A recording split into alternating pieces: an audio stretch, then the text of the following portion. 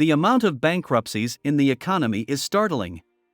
Several companies, including Bed Bath & Beyond, Party City, Revlon, Credit Suisse, Silicon Valley Bank, Avaya, and numerous others, have already filed for bankruptcy. These are enormous companies, valued at hundreds of billions of dollars. Still, this is only the start. Thousands of businesses are thought to be in danger of going bankrupt as a result of their large debt loads, declining sales, and poor profitability. In the global economy, thousands of jobs could be destroyed, and a severe financial catastrophe could occur. Perhaps you're wondering why there seems to be a recent surge in bankruptcies. The globe is more indebted than ever, to put it simply. In this chart you will see the amount of debt that all companies in the United States have, excluding financial institutions and banks. As you will see, the debt levels are close to $8 trillion. $8 trillion means that the debt is equivalent to almost 8 times the economy of Mexico. And as you will see in the graph, debt levels skyrocketed after the pandemic. But that's corporate debt, not counting banks, governments, private individuals, and other debt. The total debt figure is even worse. The US government alone has a record debt of more than $33 trillion, or 30 times the economy of Mexico. This is a very serious issue that has the potential to devastate global economies. As I previously indicated, the tsunami of bankruptcies has already begun, but it is only going to become worse because debt is becoming more costly than ever. Since you've watched my videos, you are aware that the US Federal Reserve sets the interest rate on debt. They change the interest rates set by the central bank, which affects how much each of us must pay in interest on our obligations. Well, central bank interest rates are higher than ever. As you will see in this graph, a couple of years ago they were at zero, and that is the reason why the world is more indebted than ever. Put another way, there was a time when anyone could incur debt and pay extremely cheap interest rates. But now interest rates are sky high and the world economy is slowing down. This is the perfect storm for an approaching catastrophe. However, what would occur if businesses filed for bankruptcy? How might this affect the global economy? Even if it seems horrible, make sure to watch through to the conclusion of the video, since there may be a great chance to gain money.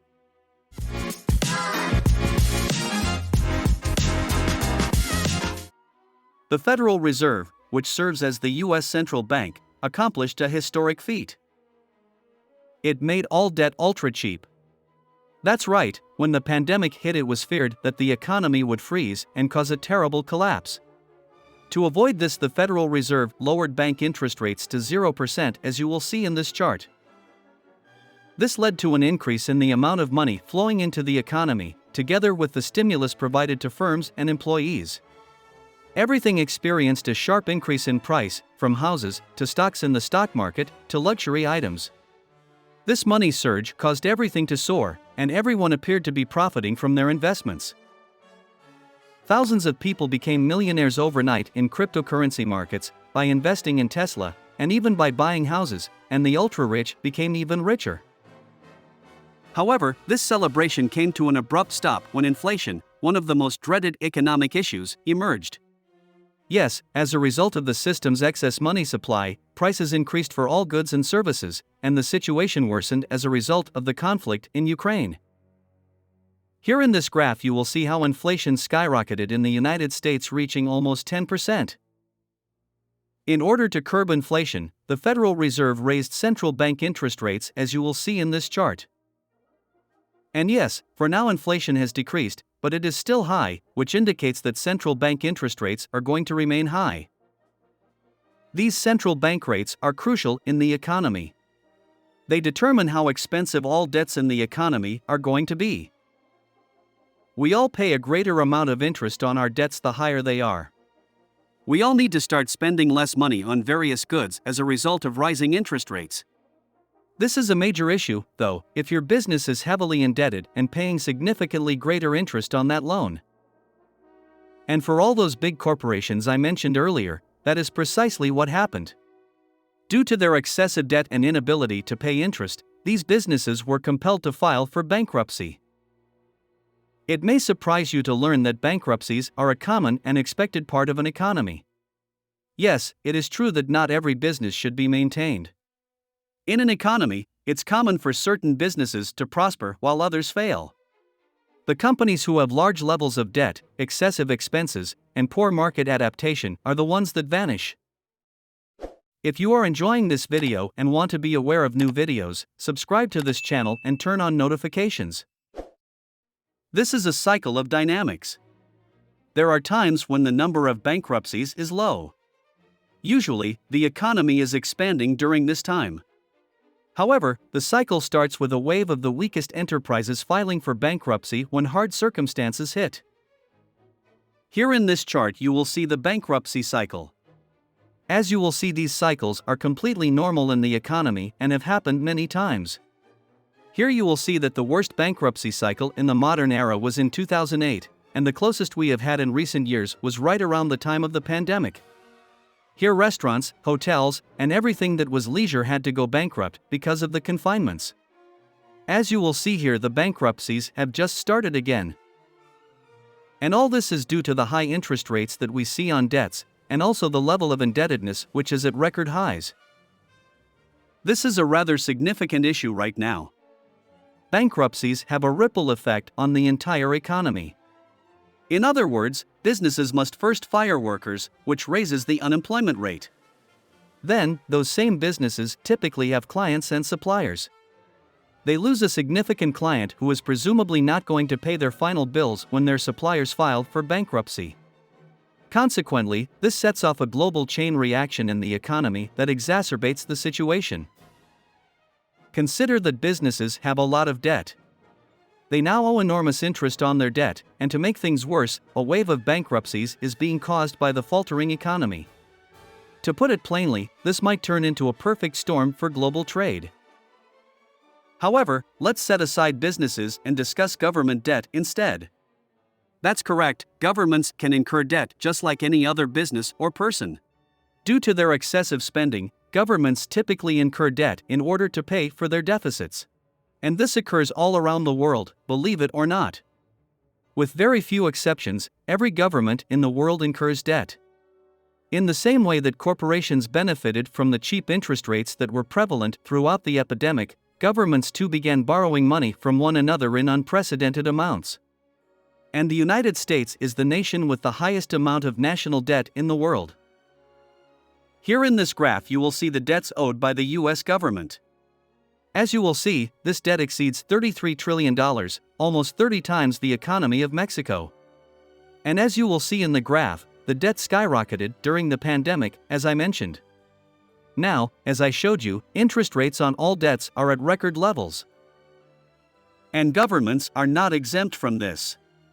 In other words, governments that were heavily indebted will now have to pay interest on their obligations at rates that are far higher. Here in this graph you will see how much the US government pays in interest on its debt. After the pandemic, when interest rates were low, the government paid $500 billion in interest. Today that figure is almost $1 trillion in interest alone. As you can see, governments and businesses alike are deeply indebted. However, we have not yet addressed the most significant economic sector, which is the overall populace. Since the general public eventually uses all of the goods and services that businesses provide, I believe that this is the most significant economic sector. There is a major issue for the economy if the majority of people are indebted and lack money. Here in this graph you will see in total how much debt the US population has. As you will see, debt levels exceed $17 trillion. A record level that before the pandemic was around $12 trillion. In other words, debt levels have grown by more than 1/3. So this is the big problem.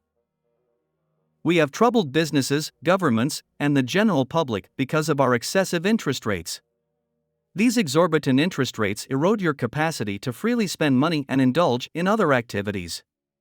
Because of this, a significant economic slump is unavoidable in the upcoming 12 months, and as I previously indicated, the bankruptcies wave has already begun and will only intensify. Here's where the major chance presents itself. The current bankruptcies wave is entirely normal for the economy.